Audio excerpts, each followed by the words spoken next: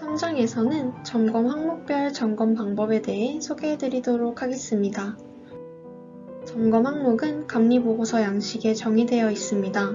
가공바우처는 34개, 구매바우처는 23개 항목입니다.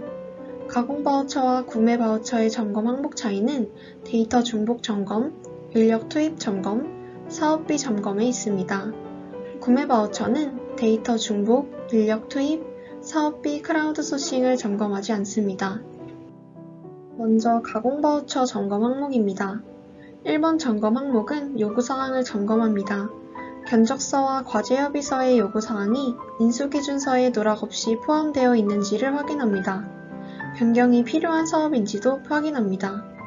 변경이 필요한 경우 K데이터에 변경 신청을 하도록 공급기업에 안내하시면 됩니다. 2번 점검 항목은 계획한 대로 데이터를 구축하는지를 점검합니다. 과제협의서의 내용대로 데이터를 구축했는지를 확인합니다.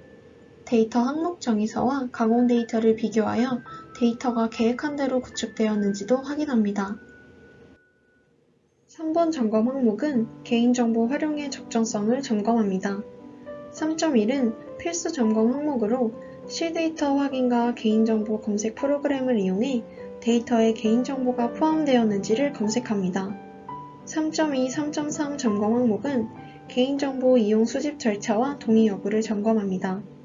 3.4, 3.5 점검 항목은 가명 처리의 적정성을 점검합니다. 3.6 점검 항목은 익명 처리의 적정성을 점검합니다. 3.7에서 3.9는 개인정보와 가명정보가 데이터에 포함된 경우 안전하게 관리를 하고 있는지를 개인정보 처리 방침과 관리계획 수립 여부 등을 통해 점검합니다. 개인정보, 가명정보, 익명정보의 개념은 표와 같습니다. 견적서 기준으로 개인정보 포함 여부에 개인정보 비식별 방법에 따라 이와 같이 점검 항목을 점검합니다. 데이터에 개인정보가 포함된 경우 표와 같이 9개의 증빙이 필요합니다. 예를 들어 가명 처리의 경우 가명 처리 적정성 검토 결과서를 포함하여 모든 증빙이 필요합니다. 4번 점검 항목은 공개 데이터와 중복되었는지를 점검합니다. 원천 데이터의 수집 증빙을 확인하고 AI 허브의 카테고리 목록과도 비교해봅니다. 필요시 AI 허브의 실데이터와도 비교하여 중복 여부를 점검합니다.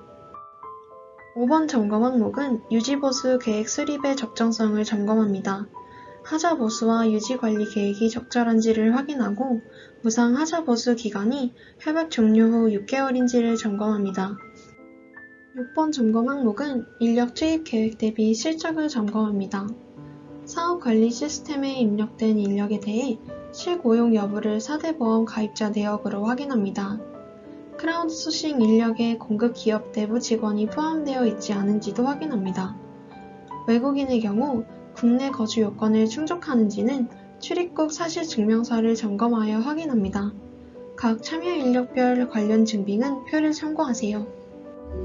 7번 점검 항목은 사업비의 비용 구성 내역이 적정한지를 검토합니다. 소프트웨어 사용료, 플랫폼 사용료 등이 지원사업에서 인정하는 항목으로 구성되었는지를 확인합니다.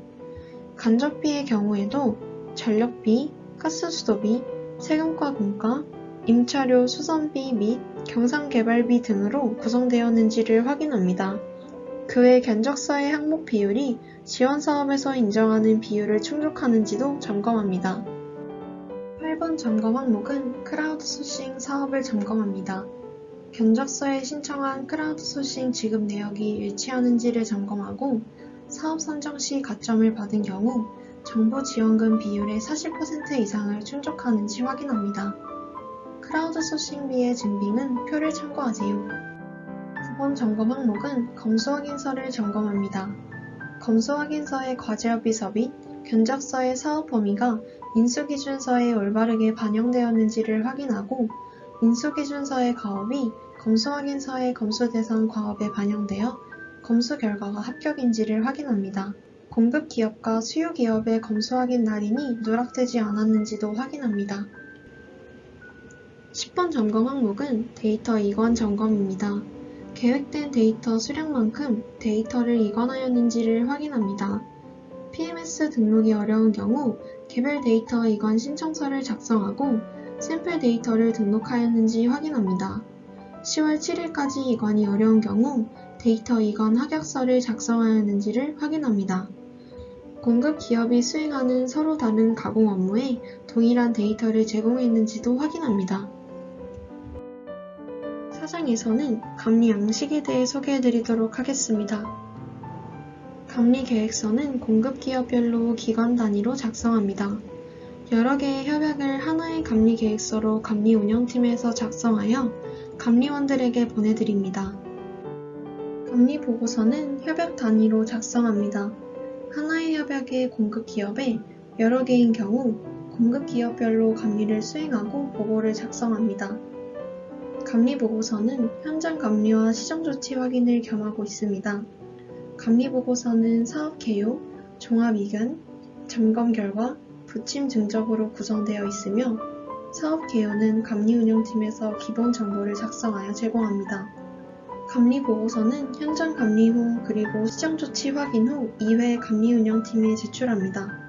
사업 개요는 감리 기본 정보, 사업 기본 정보, 사업 추진 계획으로 구성되어 있습니다.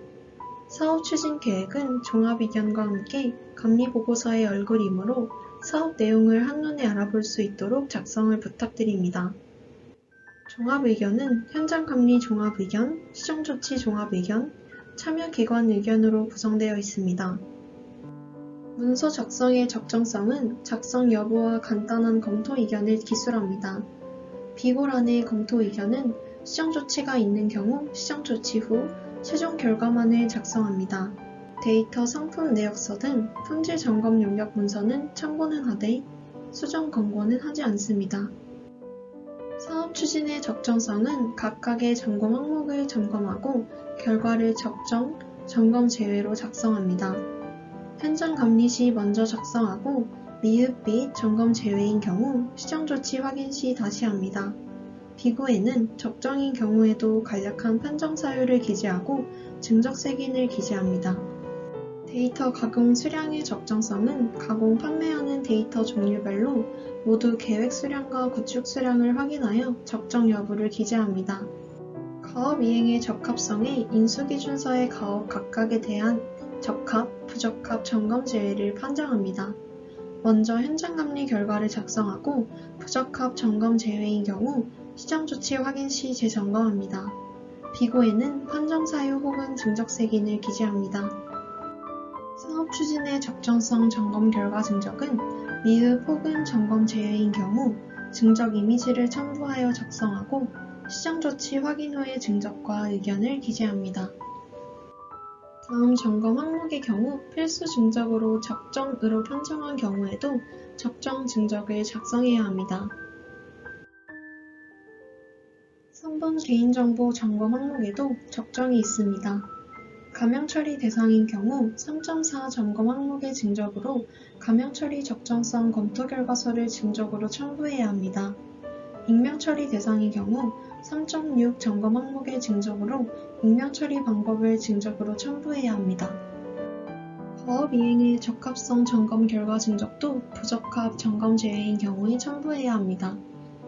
모든 가업이 적합한 경우에는 증정 양식을 삭제하고 모든 가업이 적합하게 이행되었음을 확인함 문구를 추가하면 됩니다.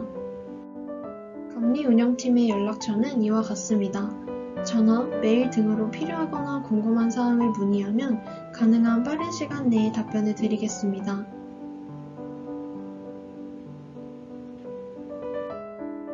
이상으로 2022년 데이터 바우처 지원 사업 공급 기업 현장 감리 소개 영상을 마치도록 하겠습니다.